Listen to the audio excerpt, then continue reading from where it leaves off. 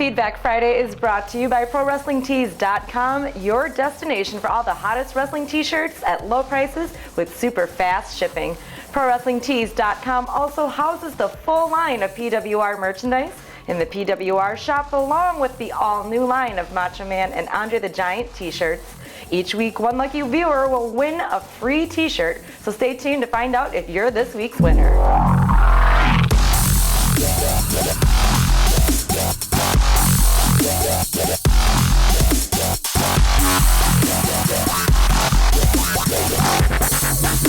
Welcome, ladies and gentlemen, to the Pro Wrestling Report Feedback Friday. Damian Nelson sitting alongside David Hero. It's Friday, May 9, 2014. And what we do here on this show is we answer your questions, your comments brought to us via our social media channels. And let's start and kick it off with YouTube this week and some comments about last week's episodes. As you know, PWR is the most watched wrestling talk show on YouTube with over 13 million viewers since 2006, and we welcome your comments on all of our videos. So let's get to some of those comments left on last week's episode of Primetime TV. This first one, listen closely, David, comes from Dick Coughlin. He says, David has very questionable methods to assess Daniel Bryan's success. He repeatedly goes on about merchandise, even though he's the number two biggest seller behind John Cena. Nobody sells merchandise like Cena, but Hero should look at the figures and not his estimate made by looking at the crowds during Raw. And how do you get from saying, and I quote, I don't see many Daniel Bryan signs in the crowd, end quote, as if that matters to the ship has passed with Daniel Bryan, which was a quote you made last week.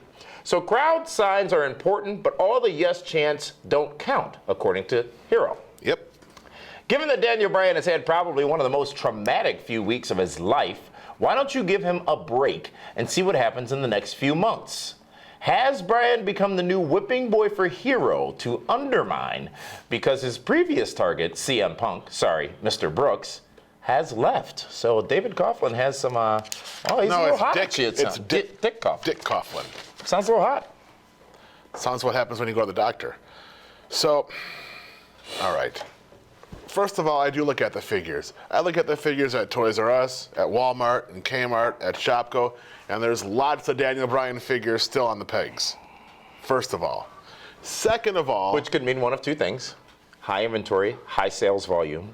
No. Or... No one's buying them. Low inventory, and no one's buying them. But you don't know the facts. I do know the facts. I know how many figures are in each case that comes out. But you don't know how many were ordered and how many they anticipated selling in versus... It does make a difference, because if they ordered 500 units and they sold 300 units, then maybe that's all they anticipated to sell. Maybe that's better than the ones that are empty. You're because wrong. Maybe they only ordered 20 units of those. No. I'm saying you don't know. I do know. There's a lot. How do you know? Do you do ordering for Toys R Us and Target? I know people that place orders, and they're frustrated that there is a Frodo with a yes sign. Anyways, the yes chant is easy. You know why it's easy? How much does it cost to say yes? Nothing. Nothing at all. But to make a sign, you have to invest. You need to spend the time to go to the Walgreens or the craft store, whatever it is, to get the poster board, to then go buy the markers, to then make the sign. So all the people we saw and continue to see that have signs with beards on them and signs supporting Daniel Bryan, those people don't exist? Well, some of them do. Not all of them. In general, people don't bring signs to wrestling shows anymore as much as they used to anyways. Daniel Bryan is not my whipping boy. I like Daniel Bryan. I think he is a tremendous in-ring talent. I just question how he's being booked, how he's being used, how he's being perceived.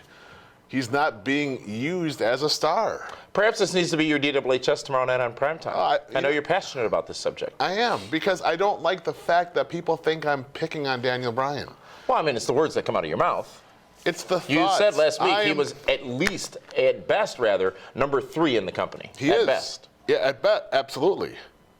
That could be interpreted as burying Daniel Bryan. No, by the because at best there were times when CM Punk was number 4 when he was the champion of the company.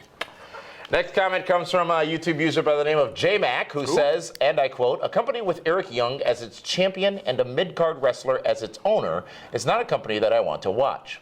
As a fan of wrestling that has watched all 4 national companies, I must say Eric Young as heavyweight champion is not something I would pay to see. Wow. And that's weird because people pay to see Daniel Bryan. Eric Young and Daniel Wait Bryan. a minute. Now they do pay to see Daniel Bryan? Not just go to chant yes for free? No, I'm saying the people that are commenting here, they pay to see Daniel Bryan. That's what I'm saying. Eric Young and Daniel Bryan are very similar.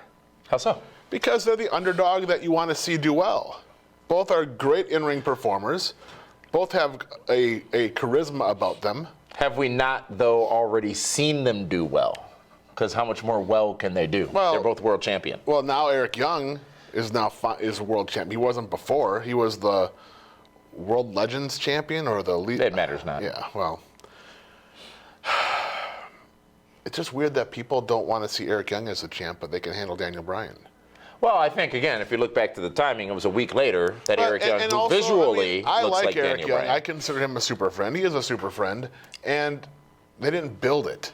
They didn't Exactly. invest We have no reason to believe that Eric Young should be TNA World Heavyweight Champion. You can believe because he's a talented guy. No. As fans watching, at least me, not talking about Eric Young's actual talent, because I do believe he is championship worthy, but to throw him out there all of a sudden over a 2-week period and make him world champion was not fair to him, because the audience has no investment in his journey to become champion. You're finally learning something here. What do you mean learning something? That's I've all taught you about everything you know. investment into a character, into a performer. That's why NXT and Total Divas are such big shows for the network right now, for the company. Thank you for those comments on YouTube, and we welcome all of you to share your comments Not all of you. each and Not all of every week as well. We're going to take a time out, and when we come back, ladies and gentlemen, we figure out what this week's thin line between love and hate is. And we have more of your comments from Twitter and find out who won a free t-shirt from ProWrestlingTees.com. Feedback Friday continues after this.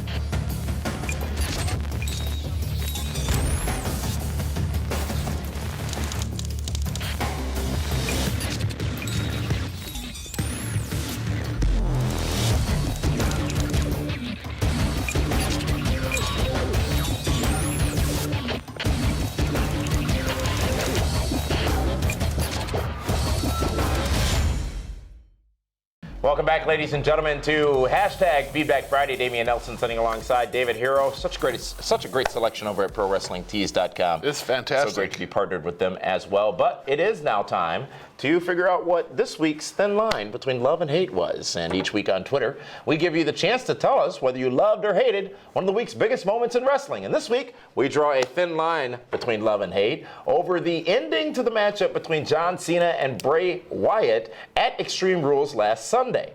Now, of course, you know, we were introduced to Little Johnny, who sang in a demonic tone. Are you sure it's Little Johnny? That's Little Johnny. Because he looks a little bit he looks a little bit like Little Jimmy. Remember him? We never saw Little Jimmy. Well, he was so small. But he's Little Jimmy looked like Mr. Snuffleupagus. Mr. Snuffleupagus? Mm-hmm. With the long nose? Well, yeah. You never saw? I thought you said you saw Little Jimmy. I did, but he didn't look like Little Johnny. No. That's Little Jimmy. Right, but Little Jimmy is different from Little Johnny. But not by much. But Johnny's not Jimmy. Johnny's number 5. Yes. Jimmy's number 1. But who is Johnny? You say? That segment, of course, created a lot of buzz and was certainly unique. And here are the results of our poll that we conducted last Sunday during Extreme Rules on Twitter. 72% of you loved that segment, while 28% of you hated it. A few of you actually went on to explain yourselves further, and at Billick Carol C said, and I quote, hated the fact they used a little child.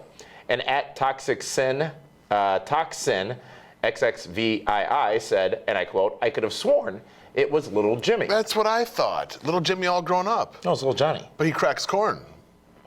You shouldn't care about that. It was Little Johnny. You know, if he did crack corn, why would anybody care? Well, you shouldn't, because it was Little Johnny. Not Jimmy. Johnny. Hold on. So the kid with the Wyatts is a Johnny. He is a Johnny. Little Johnny. Not Little Jimmy. Why don't they call him Little Abe? Then they have Abigail and Abe. You didn't hear what happened to Little Jimmy? No. What happened to Little... Can't talk about it on air. Oh, so... Hear about Buck Zumhofe? Yes. Is that happened to Little Jimmy? And finally... Talk about cake, quick. at RobBuck823 said, and I quote, way more creepy than Raw and way more effective. You know, I'm a little bothered by John Cena because let's face it, you know, and this is going to sound inappropriate. Typical. But if I'm John Cena and I'm in a fight for my life and I'm getting beat up by guys in the most kabuki-ish cage match of all time. The Great Kabuki was not in that match. I don't know why you keep confusing his spirit was there. If there's a little kid blocking my entrance to leave the cage, I'm going to punch him in the mouth. What? Absolutely. I want to get out of that cage. He shouldn't be there in the first place. He's a child. Remember the irony of the whole thing. It's children. Okay, that Bray Wyatt is lining up against John Cena, who is most popular with women and children. But that's not what I've always heard. But what I'm saying is that if he is going to get into my ring and cost me money, the fact that I'd have to go back in there and then take the last kiss from Abigail, whatever it's called, that little kid might be, punted 30 yards up in the stands. I'm getting out of the cage. You would too. I would never strike a child. If it meant life or death? I would never strike a child. You just tape an aspirin to the kid. He'll be fine. They have therapy. They have counseling nowadays. We'll be polling you again. I mean, President Obama has different, gimmicks for that too. Won't cost anything. What do you mean? The fact that 13.5 million Americans now have health care that we were already paying for, now it's just formalized? Yeah. We'll be polling you again next week to be sure to follow. So be sure to follow at PWR Show on Twitter so your voice can be heard. Yes. You guys are good at those. Hey, hold on a second. Speaking of poll tricks, I heard Donald Sterling's girlfriend may not be a girlfriend. He's in love with her. I heard it might be a trans testicle. I would not be surprised if at one point in time she stood up to pee. Is that why her name is now V? V for what? Victory? Or victory over violence? Or that other V word that you use once in a while. Mova? Yeah, that's it. Movava. Seriously, but I mean, if you're 81 years old, how do you not find that out ahead of time? Right? No, please explain to me how, if she were, the fact that he's 81 would allow him to figure that out ahead of time. Well, he's obviously been around the block. Okay, he's got more money than God. You have people God has no cash. Goes with stones. Bro. Didn't you read that book? No, listen. God gets 10% from a lot of people every week, at least. You are not sitting there calling God a mafioso, a mob member. Of course he is. They all come to his house and drop off a payment. We also received some other comments and questions from you on Twitter. You're not going to let me finish? So let's absolutely not. So let's take a look at those now. At Real Kurt Angle responded to one of your tweets, David Hero, regarding Daniel Bryan. And he said, and I quote, Bryan, really in a questioning tone, Bryan is one of the best in the business. Many want to be him, my friend, and Eric Young also. Okay, the tweet I sent out was, how many people want to be Daniel Bryan? Even though because he doesn't have the look of the champion. Be a performer in WWE, be married to Brie Bella, be WWE. There's a lot of Brie Bellas out there, okay? Hundreds of thousands of dollars. A lot of people want to be Daniel Bryan. Who? I just listed How many people? Okay, we were in New Orleans. We were on Bourbon Street. Apparently. Well, I know I was there. You might not remember most of it. Mm-hmm. No, actually, I remember quite a bit. Would you like me to start reciting some of the things I remember? No. Because we don't have time for all that right now. But how many, 80,000 people, how many people there were dressed up like Daniel Bryan? They didn't necessarily need to be, okay, how many people were dressed up like anybody else? Lots. There were lots of NWOs. There were lots dressed of John like the Cena. NWO. There was absolutely not. You're wrong. We saw somebody dressed like the Motto. We saw somebody dressed like Macho Man Randy Savage, and that was it. First of all, I pay attention to my surroundings. Remember Bourbon Street taping PWR show with the chick that lifted her top up that you weren't paying attention to? My head was on a swivel to make sure we weren't going to get. Well, I wasn't going to get jumped. You were on your own. I paid attention to everybody that was there. Lots of Macho Mans, lots of NWOs, lots of Hulksters. I didn't see many Daniel Bryans. Nobody wants to be a 5'7" leprechaun. He's extremely talented. Do they want to be a wrestler like him? Yes. Do they want to have his ability? Yes. But they don't want to be Daniel Bryan. You're speaking like Rick Perry at a Republican convention or debate that we saw several times back in 2012 or whatever it was. You're speaking in circles. I see dust surrounding you from the donkeys that are walking around you in a circle, because you just said they don't want to be him, but they do want to be a great wrestler and have his talent. They want to have his talent, but they don't want to be him. They want to be able to wrestle like him, to have his in-ring ability. So they want to be him? No, they don't want to be Daniel Bryan. They want to have his moveset. That's what it is. They can do that in WWE 2K14. Do you want to be Daniel Bryan? I'd be Daniel Bryan for all the things he has in life, absolutely. What does he have in life? Again, a WWE contract. Okay. Brie Bella as a wife. Definitely tremendous income. Tremendous wrestling ability. Okay, first of all, you don't know how Brie Bella is as a wife. You don't know what his contract states. I've seen a WWE contract. Yeah, it is, because you're going off of assumptions. How dare you sit here and tell me I'm going off of assumptions when that's all you did in the first segment? No, I talking didn't. about Daniel Bryan merchandise and the action frickin' figures. Okay. I want to have an action hold on figure, a so second. yes, I want to be Daniel Bryan. Hold on a second. I'm damn proud to say that, yes, I want to be Daniel Bryan. Let's say John Cena, #1 merchandise seller guy, right? Apparently. Okay, let's say he sells on the average every night $50,000 of merchandise. Okay. And Daniel Bryan is #2. Mm-hmm. Let's say he sells on the average of $22,000 a night. Mm-hmm. It's a big difference. He's still #2. He's still beating 40 other guys. Who's got T-shirts and wristbands and belts and wallets. But who else is there to buy merchandise? But he's still #2. By default. He's still not by default, because whoever is #3 would be #2 if they were better than Daniel Bryan and selling more than Daniel Bryan. He's still #2. You're diminishing the fact that he's #2. What do you mean by default? He's not, whoever's #1 is #1 by default as well. Then by that logic, #1, you've earned it. How have you not earned being #2? How have you not earned being the losing team in the Super Bowl? Because they're #2 in theory, and correct? They lost. So #2 but is the first loser. #2. Yes, #2 is the first loser. Okay, but you don't you just stumble. it. You don't stumble into #2. But if John Cena's not there, Daniel Bryan's #1 at 22,000. It's still #1 compared to 50. But it's still #1. That's a failure. Is John Cena selling as much as Stone Cold Steve Austin did? Is he selling as much as Hulk Hogan did? Is he selling as much as the NWO did? So this makes John Cena a similar argument. If he since he is #1, he's not as good, and he's got it by default. We're talking about different eras. Doesn't matter. Yes, it does. Yeah, it does not matter. Here's why it matters. Because when Hulk Hogan, Hulkamania in the 80s was running wild, brother, they didn't have online sales. You had to go to the live events to buy the merchandise. You said nothing about online sales in your equation that you shared a minute ago. You said at the live events, right, 50 grand and 22 grand, #1 and #2. Daniel Bryan's #2 by default. He's #3, I think, on the website. It's semantics, which I'm not going to argue with you, but you're trying to make a point that he shouldn't be honored and he shouldn't be given credit for the fact that he's selling the second highest number of merchandise in the company. I think he is talented. I think he is being used poorly, and he's not being made out to be a rock star, crossover type, pop culture champion. That's Our Bobo on Twitter said, @Heyman Hustle. I got a question. Did Brock Lesnar conquer a streak or something? I'm not clear on this. #Heyman needs to be clearer. I'm loving this each and every time we see Paul Heyman. Well, they have to. It keeps Brock Lesnar on TV every week. And it makes people hate Heyman even more. And eventually you got to figure Cesaro might get sick of it. Interesting note shared with us by @Infinity1Prod says, and I quote, "Fun fact, since May 20th, 2013 to present, Triple H has lost all of his matches. King of Burials? No." Keep those tweets coming and be sure to use the #PWRTV Can I tell you something? in your comments. You just did. You can tell me something else. I'll tell you something else. He might have lost every match.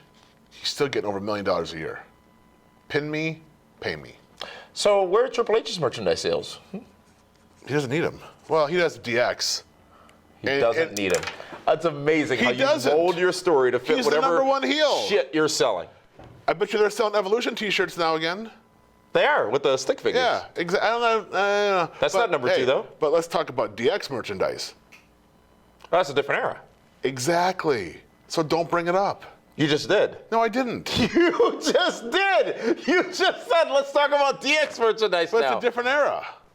As you said earlier, so when you brought it up, I gave you back what you gave me about it being a different era with Austin. What did you give me? This is going way long for a Friday. 2, 3, 4. Oh, you can do that. 5. Let's take it over to Linda Kay to take us home, ladies and gentlemen, here on hashtag Feedback Friday. We'll see you tomorrow night on Primetime. Congratulations to this week's winner of a free wrestling tee from ProWrestlingTees.com. Twitter follower at That's Our Babo. Thanks, David Bobke, for your comments, and we look forward to giving away another tee next week. But before that, we have Primetime TV tomorrow night at 10 p.m. Central, where we bring you our thoughts on WWE Extreme Rules and the first installment of Greatest Ever, where we look at the hottest diva in history. Thanks for tuning in to Feedback Friday, brought to you by ProWrestlingTees.com.